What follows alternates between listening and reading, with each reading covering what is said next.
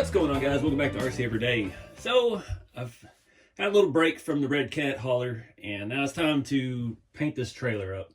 And I'm trying to decide on what color. I don't want to do it the same. I don't want to have that much matching with the truck and the trailer. I thought about doing it the secondary color of the trailer, like the fenders. I'm not really in love with that color. It works with the two-tone, but I don't want it as something completely that color.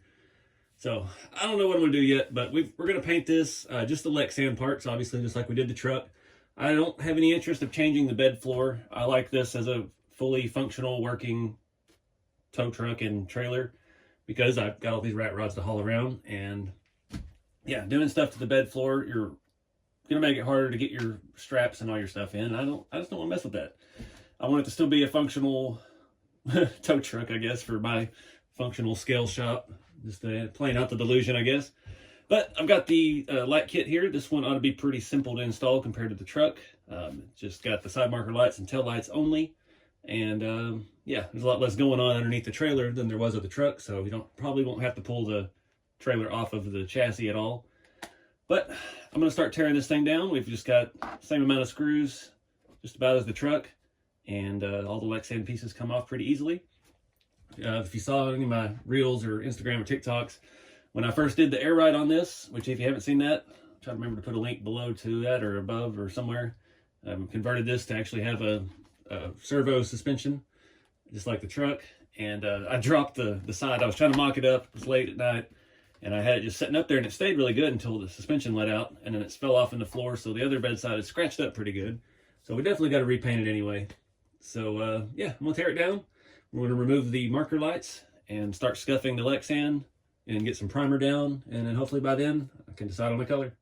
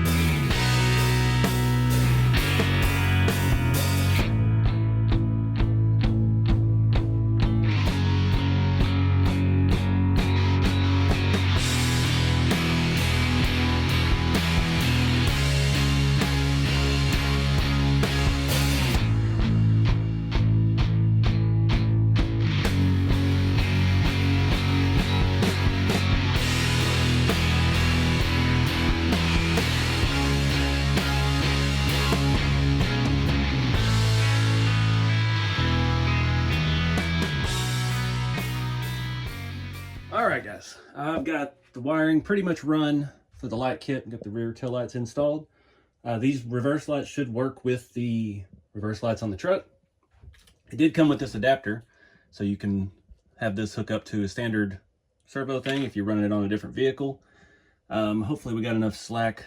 These may be a little tight over here, we'll have to adjust, but I've tied it in with my servo link for my adjustable suspension so they can plug in together and at least stay somewhat together. I wrapped it up a little bit, trying to make it look a little better. Hide the wiring. Yeah, painting's been a disaster.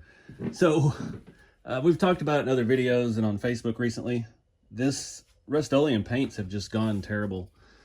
I've cleaned these nozzles like 15 times, soaked them in thinner, and this is what I'm getting. It's just drippy and nasty. I just had to make the best of it. That's the only red primer I had. The orange paint, it gave us a different look. So it's, you know, if we weren't doing patina, I'd be upset. You can see the spots. You can see where there were some big drips that happened. You know, I tried to sand it down. It was going to take forever to dry to the point. I used a heat gun to try and speed things up. And yeah, we're just going to rock it. I did hit, after I sanded it, I did hit it with my satin clear. This stuff is great to seal these 2X colors. This was the one that I used. What was it? Rustic orange. So I already kind of got a vintage fade or shade, faded orange. And yeah, I think we're about ready. This is pretty much dry. I used the heat gun again to try and speed things along and get it where we can sand it. But I think I'm pretty well done with Rust-Oleum paint. So anybody got a good suggestion for a red primer? I'm open to it.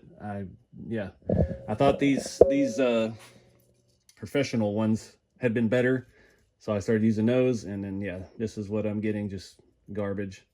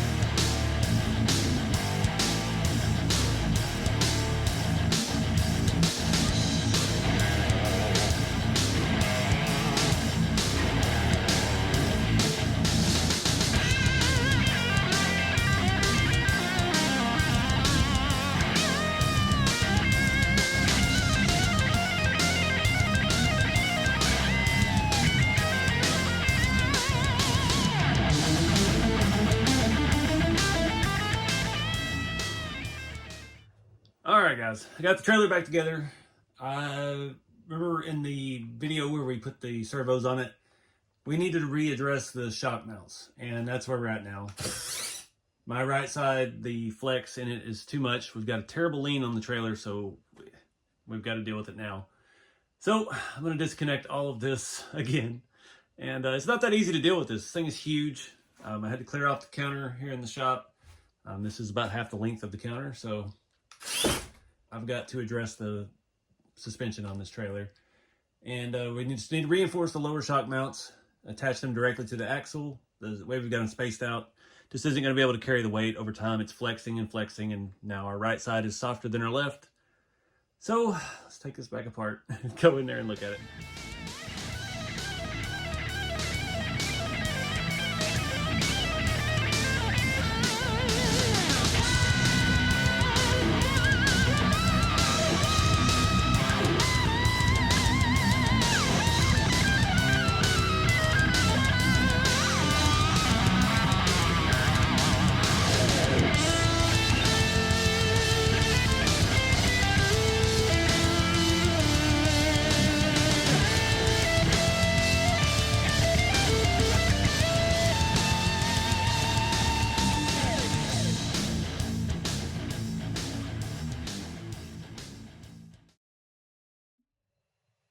All right, that was the easy fix. Those were just some aluminum brackets that I got from RC Drive a very long time ago. These are full-size jack stand mounts. So you bolted this to your truck and it allowed it to fit on a jack stand.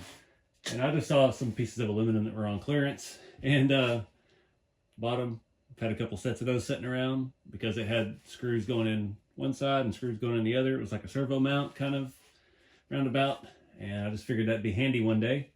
And here we are. So the trailer still lifts a little bit one side before the other. The truck actually does too. Driver first and passenger. Same with the trailer. I don't know why or how or anything with that, but it's not leaning anymore. So we've got some solid mounts there on the axle itself. Fix that problem. All the reverse lights and stuff work. It's awesome. Trailer is sitting nice and level. So solve that problem. It's kind of a hack fix, but yeah, that's how it works. So I'd like to clean up the wiring between the two. I need to get back under the truck again. My suspension, servo extension for the suspension on the trailer is a little bit short of where the trailer wiring is, or the light wiring is for the trailer. So I really need to extend it so they're the same length.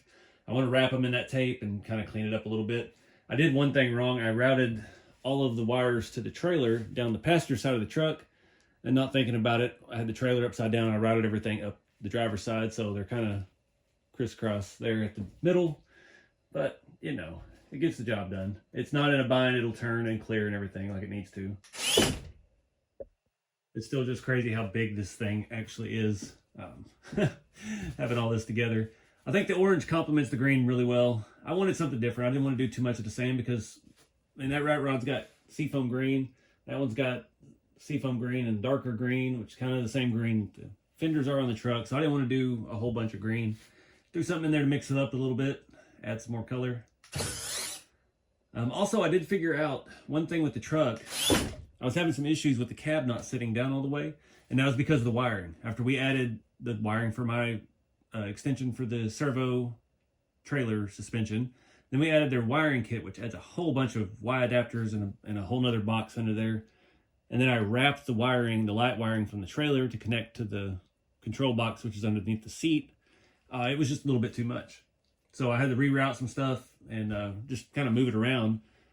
Everything routes up the passenger side front link. All your factory wiring is zip tied to that. So I just zip tied everything with that, and it was a little bit too thick. And yeah, just needed to rearrange some wiring. Got the cab setting back down where it needs to go. And everything jiving nice. So, all right, guys, I'd hope to take this thing out and drive it today. Do a little testing, playing with it, but you might be able to hear it's raining. It's been raining all day and night. And yeah, my usual spot to go drive is starting to be used, so it'll be a few weeks before that's empty again. So I guess we're just gonna wrap this one up here. Not sure why that passenger side on that truck seems like it's getting slower. It's weird. But anyways, I dig it. I think it's a good color mix up, not having too much of the same thing. Not sure what we need to do next to this. I don't really want to weather anymore. I'll wrap this video up here. I appreciate you guys watching. Get out there and do something fun with the hobby. Keep it scale, and I'll see you next time.